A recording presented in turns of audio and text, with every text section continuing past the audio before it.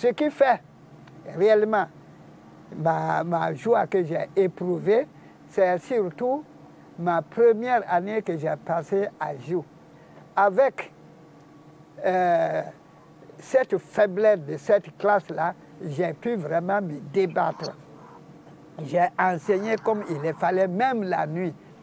La première dictée que j'ai eu à faire, tous les enfants ont eu 0. Mon cher, j'ai pleuré en classe. Je suis entré dans le magasin que j'ai regardé, j'ai vu 2 lampes Petromax, 2 lampes Petromax qui marchent au pétrole. J'étais tellement content. J'ai pris ces 2 lampes et j'ai dit à mes collègues, mes jeunes collègues, et ils étaient nouvellement, j'ai dit que moi je vais enseigner mes enfants la nuit, sinon je ne vais pas m'en sortir. Et ils ont refusé, qu'ils n'ont jamais vu ça. Je suis allé à Kébélé, j'ai vu le préfet, je lui ai expliqué. Lui, il m'a donné son accord. Si je peux, lui, il ne voit pas d'inconvénient. Alors, c'est ainsi que, vraiment, moi, j'enseignais des enfants la nuit. Là-bas, le pétrole ne coûtait pas cher. Hein? Donc, l'alimentation, les enfants, la nuit, j'avais recruté des cuisinières. Les enfants mangeaient. Lundi, mardi, mercredi, on fait classe. Et le jeudi, ils sont libres. Quand ils reviennent vendredi, encore on fait classe, on passe la nuit. Et le samedi, ils repartent.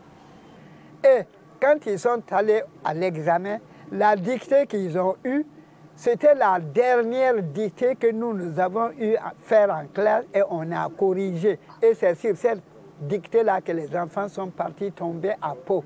Et dès qu'on a dit les timbres, et on a dit les titres,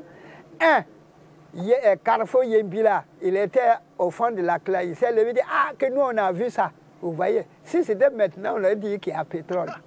Hein? Alors que rien, je n'étais à la programmation des résultats, j'entendais toujours Ziou, Ziou, Ziou, Ziou. Donc j'ai dit sur les 21, 19 ont passé. Une fille et un garçon ont échoué. Alors quand je suis sorti, tout le monde disait où est le directeur de l'école des Ziou. On me félicitait partout.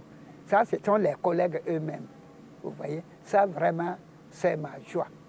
Et quand je suis arrivé à Dédougou, je suis chez moi, donc il fallait que je redouble encore de courage. Et en montant, en tout cas, école centre A, je ne peux pas dire quelque chose, mais mes enfants, beaucoup aujourd'hui là, vraiment m'ont montré que j'ai fourni quelque chose. Voilà.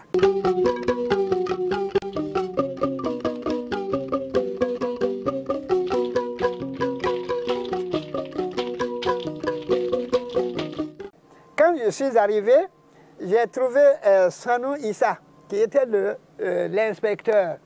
Alors lui aussi, on se connaissait. Alors c'est un inspecteur qui avait confiance en moi. Et dès les premiers contacts, j'ai senti que je pouvais vraiment me donner encore. Vraiment, nous avions formé une équipe qu'on appelle les Aiglons. Et les Aiglons, quand on dit Aiglons seulement, tous les enfants tremblaient. Alors, avec lui, on a fait beaucoup de bonnes choses. Ça me plaisait vraiment. Et j'ai pu faire vraiment, j'ai mis les dossiers en ordre. Je vous dis, quand je suis revenu, que j'avais accès aux archives, ce que j'ai vu, les Nazi Boni, les Ouezin, Koulibaly, tout ce que j'ai vu comme ça, j'ai tout rangé, posé. Et comme parent d'élèves, j'ai révolutionné cela. Nous avions des parents d'élèves, et justement, il y a un des parents d'élèves, Banao Joani, qui était le président de l'association des parents d'élèves. Nous avons collaboré ensemble. C'était un vieux vraiment qui m'estimait beaucoup. Hein?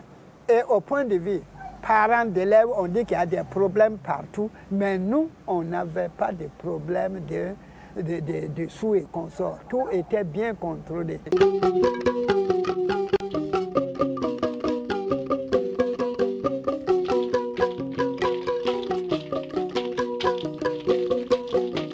crois que c'est en 86 que j'ai été décoré. Et ma décoration, je suis fier de cette décoration. Je le dis à qui veut l'entendre. Parce qu'en ces temps, on ne discute pas entre quoi là pour décorer. Les gens qui sont avec vous, pour moi, il y avait les directeurs des services, les chefs de service, ils étaient réunis et on leur a posé la question, est-ce que M. Henry mérite une décoration? Unanimement, ils ont dit que je mérite la décoration. Et c'est là que j'ai été décoré. En 84, là, j'ai posé un acte avec mes collègues de Dédougou. Dès que nos enseignants, vous savez qu'avant, les enseignants n'avaient qu'un seul syndicat, les SINIAV. Quand il y a eu le coup d'État, nos gens ont fait une réunion à Bobo. Donc, durant ce conseil, ils ont déjà décrété un mot d'ordre de grève. Dès que j'ai reçu ça, je suis allé voir mon collègue de Centre B, Dumbois. J'ai dit, j'ai dit, cette fois-ci, moi, je n'irai pas en grève parce que vraiment, je ne peux pas comprendre. J'ai dit, pendant que les gens, il y a une révolution, les gens nous n'avons pas marché un peu avec eux pour voir quelle direction ils vont prendre. Nous, déjà, nous voulons nous opposer. Pourquoi? J'ai dit, moi, je ne vais pas à la grève là. Et j'ai expliqué à Dumbois. Lui aussi, il a dit, que si c'est ça, vraiment, j'ai raison. J'ai dit, bon, si j'ai raison, ce soir, vois tous les directeurs des écoles de Dédougou chez moi. Et c'est le même jour, ce mois-là, on s'est retrouvés. Je me suis expliqué. Donc, eux tous, ils ont décidé, donc, ils ne vont pas aller en grève. Et c'est ainsi qu'à Dédougou, le jour de la grève en 1984, personne n'est allé en grève. Et partout après, j'entends dire qu'Annie a empêché la grève à Dédougou. Voilà comment cette affaire s'est passée. Les enseignants révolutionnaires, parce que j'avais dit qu'il ne fallait pas aller en grève, il fallait laisser recommencer l'école et voir comment cette révolution va marcher avec les enseignants. Mais on n'a pas déjà, c'est pas normal que nous prenions déjà position contre eux. Vous voyez? Donc voilà l'histoire des enseignants révolutionnaires. Et c'est ainsi que la révolution a lancé le licenciement de tous ceux qui ont grévé. Et maintenant, quand les préfets envoyaient leurs choses, on a vu que ça dépassait le nombre qui avait été indiqué. Et voilà ce qui a mis notre enseignement à genoux en ces temps, en 84.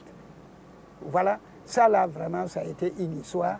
C'est bon, c'est mauvais. Moi, je travaillais pour ma satisfaction personnelle. Si ça plaît, pour ceux à qui je travaille, tant mieux. Mais en tout cas, j'ai travaillé pour être en paix avec moi-même.